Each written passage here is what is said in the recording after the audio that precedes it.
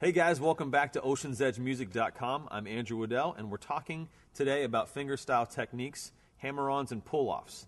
This is part 3 of our fingerstyle series, so if you haven't already seen part 1 and 2, we're going to be using some of those concepts to build upon to do hammer-ons and pull-offs. So go back, if you haven't already, watch those, see the techniques, work on those, and then come back and join us here in part 3 for fingerstyle techniques, hammer-ons, and pull-offs.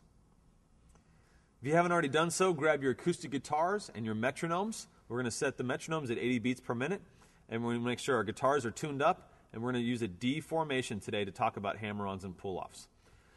So what we're going to do is work on the first string on a D formation. So we're going to work on a hammer-on the first string.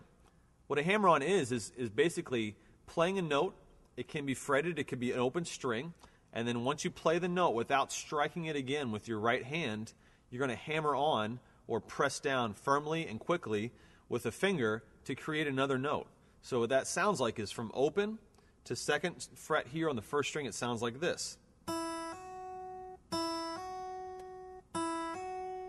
Okay? If you want to practice that concept for a little while, do that. You can do that from open to first, open to second. You can do that from second to third. Let's see what that sounds like if we have a fretted note and then we fret another note above that. It's also a hammer-on. This is what it sounds like going from second to third fret on first string.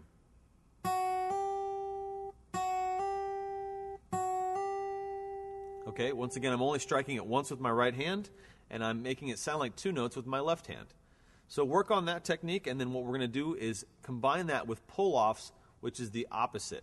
That's going back from a note that's fretted to another note below that, and we're actually pulling off with a finger, and we're creating another note sounding without plucking it with our right hand. This is what it sounds like going from third fret first string to second fret first string. Again, I'm pulling off. I'm actually plucking it off with my left hand, not using my right hand. Let's see what that sounds like.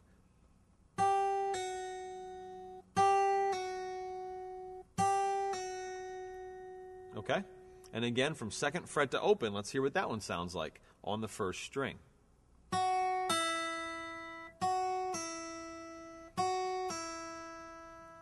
All right, that's the idea of a hammer-on and pull-off. You can do it on any string, on any fret, as you're practicing, just to get the hang of it and to grasp onto the concept of what a hammer-on and a pull-off is. You want to try your best to make those notes sound even. So instead of one being much louder than the other, you want to try to make them sound very, very similar and dynamic. So what I mean by that is you want the hammer-on, you want it to sound pretty close in sound, and you don't want one to sound much louder than the other. Pull-offs as well, you don't want it to sound like this. All right, you wanted to even that out, so you want to make them sound even. Okay, practice that concept, and then join us again here in just a few minutes for the part 2 of this hammer-on and pull-off fingerstyle techniques. Hi guys, welcome back. Now that you've mastered the hammer-on and pull-offs, or at least you're comfortable with it, what we're going to do is we're going to combine hammer-ons and pull-offs into a phrase.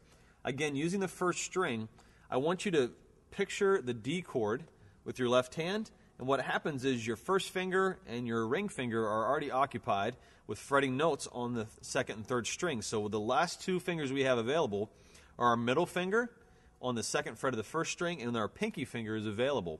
So what I want to use is I want to use our middle and our pinky on the first string, and what we're going to do is hammer on from second fret to third fret, and then we're going to pull off third fret to second fret, and then pull off again second fret to open. Now if that sounds crazy to you, I want you to just watch and see what happens when I use these two fingers and I only pluck once with my right hand to make sounds. So here we go.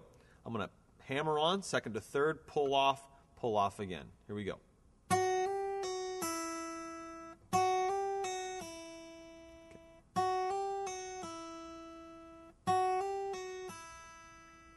All right, take some time, get that concept down, and then when we come back, we're going to combine that with a roll on a D chord, and we're going to end with that phrase. Once again, hammering on from second to third fret, pulling off from third to second, and then once again pulling off from second to open on the first string. Let's see what that sounds like inside of a fingerstyle pattern. On a D chord with our metronome, 80 beats per minute, let's play that.